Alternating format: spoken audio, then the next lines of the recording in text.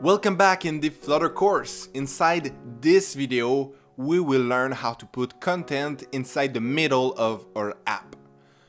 Let's do this. First thing first, we have the scaffold, which is a widget, the app bar, that is this section, and we have something called the body.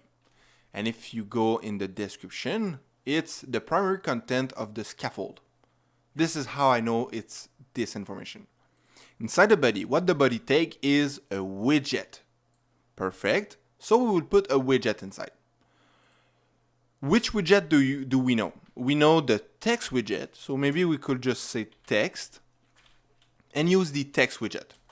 Inside, if you remember what is inside the text widget is a string. If you go over, you see the text take the first thing as a string. So we will put a string. You put the comma to show a string. And we will say body, because this is the body. We will hot reload, and now you see we have a body. That's cool. We have information in the center of the app.